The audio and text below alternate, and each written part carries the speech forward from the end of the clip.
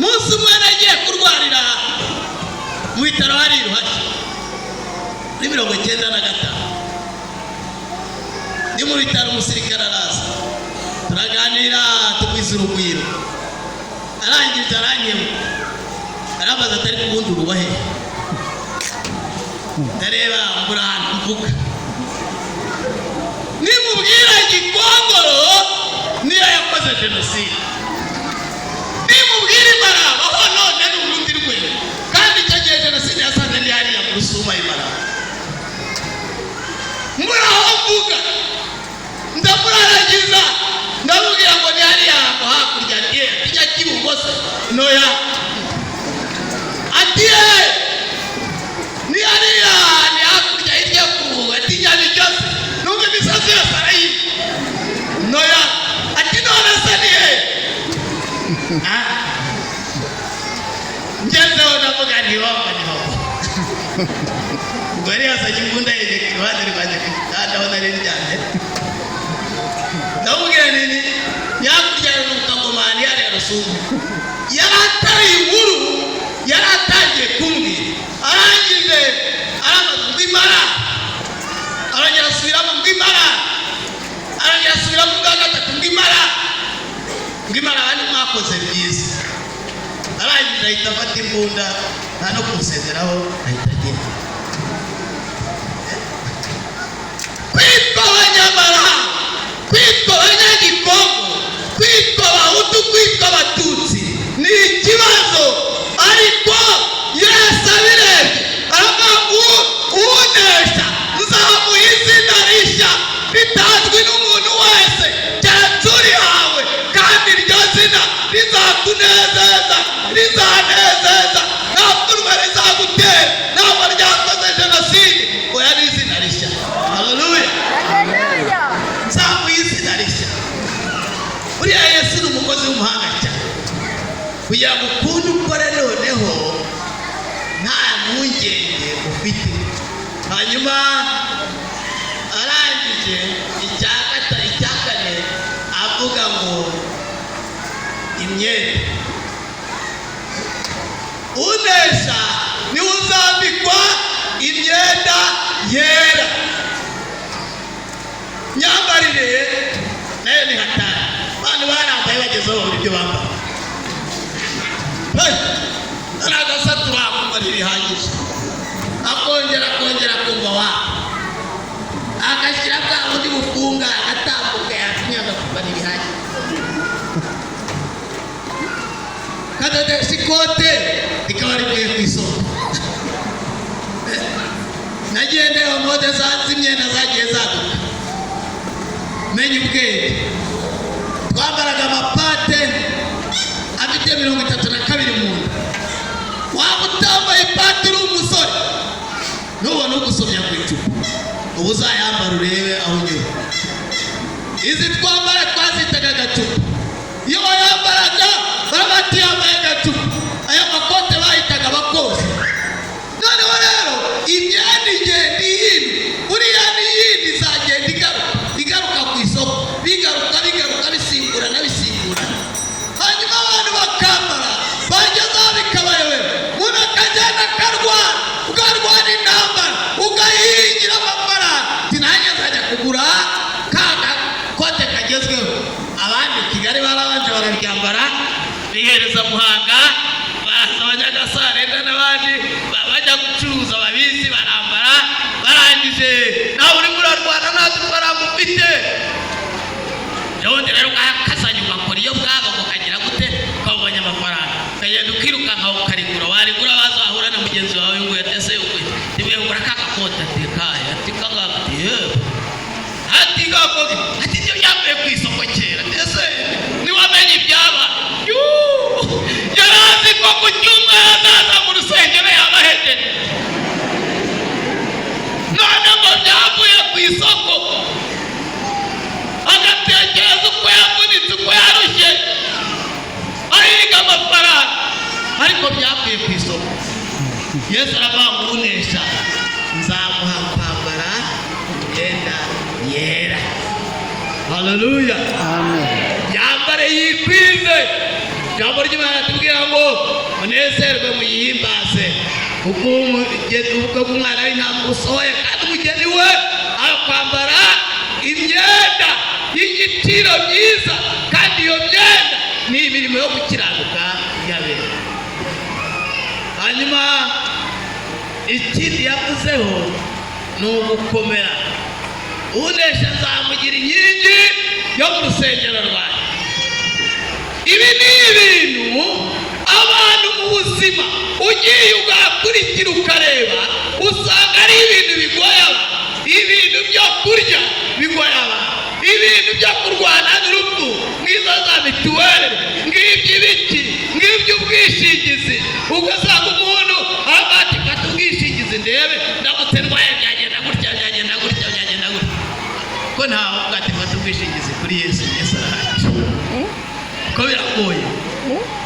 Ugomba kujya muri mituweli cyangwa ugafata ubundi bwishingizi mu zindi sosiyete kugira ngo uzabashe kugira gute kwivuza.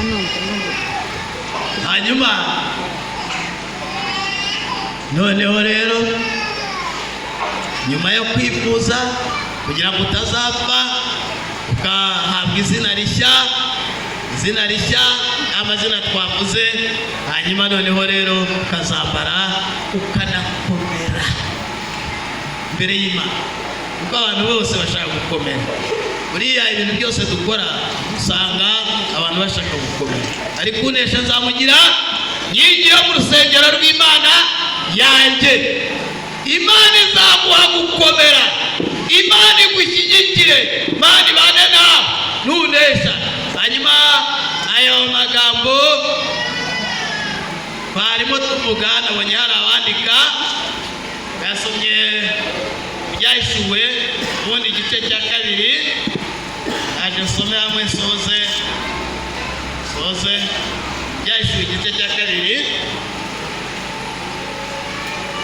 no mu gice cya gatatu. Igice cya kabiri no mu gice cya gatatu ku murongo ndavuga ahandi gusa murongo wa 7 niho hari ufite ugutwi yumva iby'umwuka abwira amatorero unesha azamuha kurya igiti.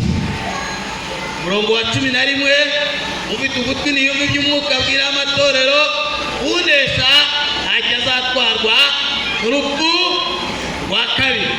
Murongo wa 17 ufite ugutwi niyumve iby'umwuka abwira amatorero unesha nzamuha kuri Imana yahishwe muhe n'ibuye ryera ryanditsweho izina ritazwi n'umuntu wese keretse uri hano.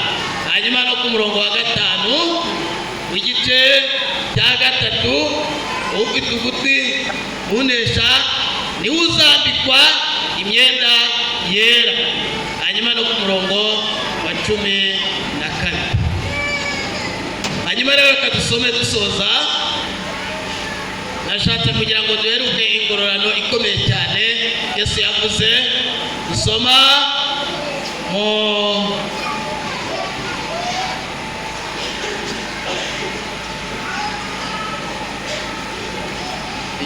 ibyakozwe ibyahishuwe igice cya gatatu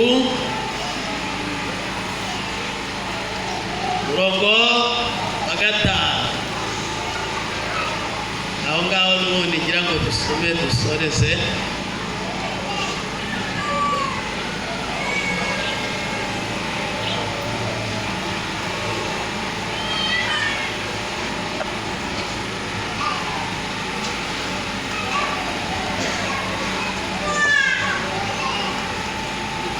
Ubutumwa bwiza bwa Yesu Kristo uko bwanditswe na Matayo. Ingororano yitwa ubugingo buhoraho. Gice ya 19:29. Ubutumwa bwiza uko bwanditswe na Matayo. Naho dusoreze ubundi twongere twibukiranye ibyo twavuzeho. Buriya rero hano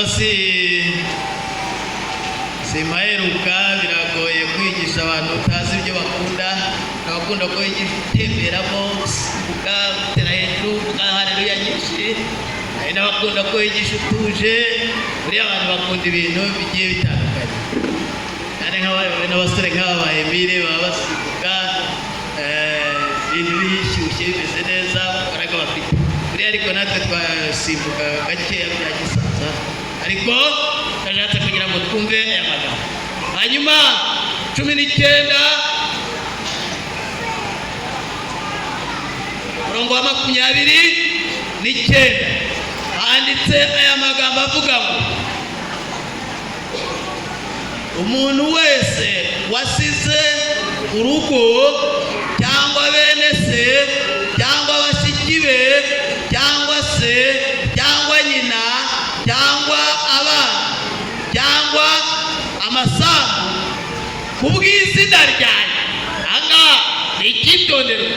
Hari ababisize kubw'izindi mpamvu, ariko ngo kubw'izina ryanjye azahabwa ibiruta inshuro 100 kandi azaragwa n'ubugingo buhoraho. Ababisize ku bwa Yesu bano bashobora gusiga ibintu kubw'impamvu runaka, kabisiga kagenda. Ariko hari ababisize ku bwa Yesu. Abo ni Yesu yabwiraga abasize ibyo ngibyo, bagasiga urugo, bagasiga imirima, bagasiga amasambu ku bwanjye, kubw'izina ryanjye, bazabyongererwa inshuro 100. Ariko igikomeye cyane, bazahabwa ubugingo buhoraho.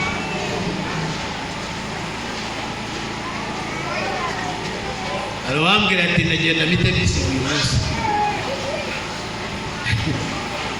Kubisiga si ukubiva, oya, ahubwo ni ibijyanye n'abo Pawulo yavuze ngo iby'isi bimbera nk'ibibanga, nanjye nkayibera nk'ubanga. Mu yandi magambo, ntibigutegeka, oya, ngo bikubuze gukorera Imana, kuko burya hari ibintu, iyo ikintu cyose cyagiye mu mwanya w'Imana kiba cyabaye ikigirwamana kuri wowe. Nubona ikintu cyakuje gukorera Imana, yakubuza kuza mu murimo w'Imana, buriya kiba cyabaye ikigirwamana. Hanyuma rero ababisize nabo ntabwo ibyakuza gukorera Imana, ntabwo ibingibi nabibwa n'umuntu, ntabwo ibingibi byambara igisitaza. Hanyuma akabisiga ubwo gukorera Imana, ngo azambikwa ubugingo, azaragwa ubugingo buhoraho. Kandi ngira ngo nicyo abakristo bose batari abo mu Rwanda gusa icyo duharanira. Yego duharanira kuzahabwa ubugingo buhoraho. Kubera iki? Kuko Yesu n'ubundi cyatumye aza ni ukugira ngo abantu bahabwe ubugingo buhoraho. Nagira ngo rero dusenge Imana, twibukiranye ku magambo tumaze kuvuga, kugira ngo noneho dusenge Imana, Imana igufashe gushyigikire. Twavuze ngo kumera nk'ibisukwa ku gicari. Aya twasomye Pawulo yatanze ubuhamya, hanyuma umubiri wawe ukaba ari igitambo cya kindi gitambirwa Imana inezererwa. Hanyuma tuvuga ko kurwana intambara nziza, noneho tuvuga